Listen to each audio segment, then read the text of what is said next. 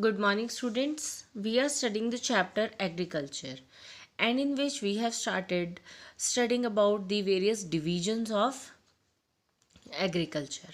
So, students, do you know we are going to study? In the previous one, we have studied about nomadic herding and slash and burn type of agriculture. Jhuming is a type of shifting agriculture practiced in northeast India, especially in Mizoram. So that is a shifting agriculture जिसमें हम क्या करते हैं, we shift from one place to another place. Okay, that is practiced in Mizoram. It is man's primitive method of harmonizing land and climate with his need and for food along with the habitat shared with wildlife. So here this is a primitive ancient method of doing agriculture. Okay. Now third one, intensive subsistence agriculture. This is the third one. This type of agriculture is characterized by high output unit of land. Although the nature of agriculture has changed and in many areas it is no more subsistence, still the term intensive subsistence is used to describe the agriculture practiced on the small plots of land in thickly populated parts of the world. Simple सी चीज़ है, so many changes has been taken place, but still it has its name intensive subsistence agriculture, and it is practiced mainly in those areas that are highly populated, thickly populated, and where small pieces of land are there for cultivation. Then, especially in monsoon region of south, southeast, and east India, East Asia. So mainly this agricultural practice is practiced in monsoon regions like south, then southeast and east Asia. The peasants are so land hungry that every bit of tillable land is utilized for agriculture because they have very small land holdings, very small pieces of land they have. So they want to utilize every piece, every bit of their land. There is intensive use of land, multiple cropping, heavy use of manual labor, but a little use of farm machinery and variety of manure and fertilizers. So, intensive use of land means land is used again and again. They don't let the land like that only. Again and again उसको use किया जाएगा multiple cropping से. एक रबी के season में, खरीफ के season में, ज़ैद के सीज़न में they use to do cropping. So heavy use of manual labour, बहुत मेहनत लगती है इसमें, but they don't use machinery and modern equipments.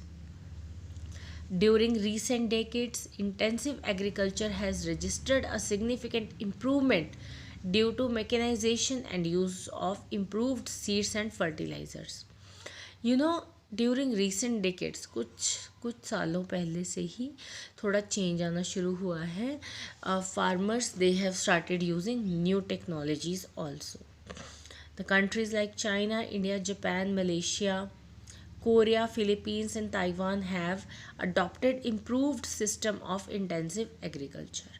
So these countries like China, India, Japan, Korea, Malaysia, Philippines, Taiwan, they have adopted improved version of intensive agriculture. Improved one. Now we have commercial agriculture.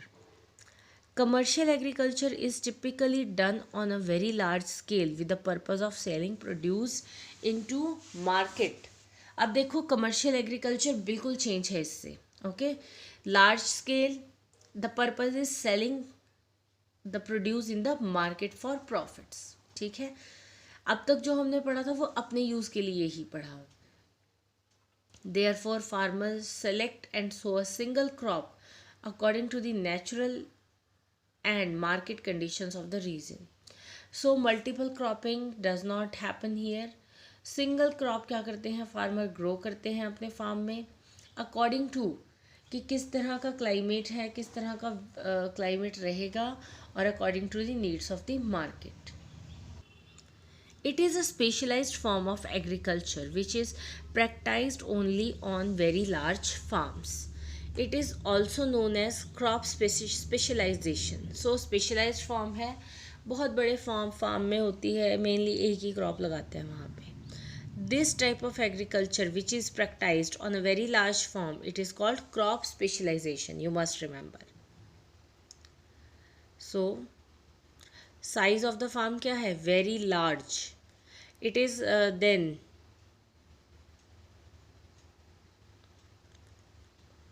broadly divided into extensive agriculture, plantation agriculture, livestock ranching and dairy farming. अब ये क्या है, divided है. कितने में divided है ये commercial agriculture?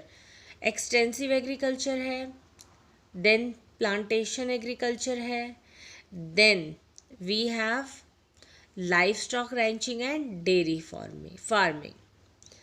Now number 1, extensive agriculture we will take up. Okay, extensive agriculture is practiced in developed countries, जो countries properly develop हो चुकी हैं, such as Australia, Canada, Russia and USA. There this kind of agriculture is taken place, extensive agriculture. Agriculture is done on a large scale on big land holdings by using modern machines. So they use modern machines for their agriculture practice here.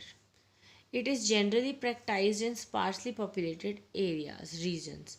So generally इस तरह का agriculture कहाँ होता है, जहाँ पे population क्या हो, बहुत कम हो, वहीं तो फिर ज़मीन ज़्यादा मिलेगी, right? Where land is available in abundance and the input of labor is less. Total production is large but per hectare yield is comparatively less. अगर हम total production देखें वो तो large है, but अगर हम देखें कि per hectare कितना हुआ वो कम है, per hectare कम है. Farmers mostly raise 1 or 2 crops a year for marketing. So mainly for marketing. Marketing means selling to earn profit. Corn, oat, wheats and oilseeds are the main crops of extensive agriculture. Proper storage facilities are required to store the yield. So mainly जो farmers हैं, what they take up? They take up the cultivation of corn, oats, wheats and oilseeds. Okay? और proper facilities क्या हैं? To store the crop, we have proper facilities. Then, when animals are reared along with the cultivation of land, it is known as mixed farming. You can see here mixed farming, paddy, duck, fish. Okay, तो ये mixed farming का example है. देखो सारा काम ये एक ही साथ हो रहा है. Both food crops and fodder are cultivated.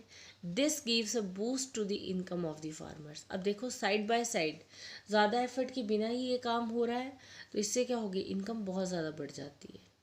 It is common in Argentina, Eastern USA, New Zealand and South Africa, Southeast Asia including India, Southeast Australia and Western Europe. In India also we are taking up mixed farming.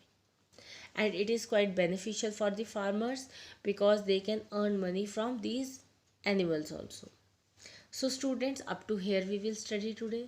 Revise the chapter thoroughly. I am telling you again and again, नहीं तो बहुत ज़्यादा confuse हो जाओगे. Thank you students. Have a nice day.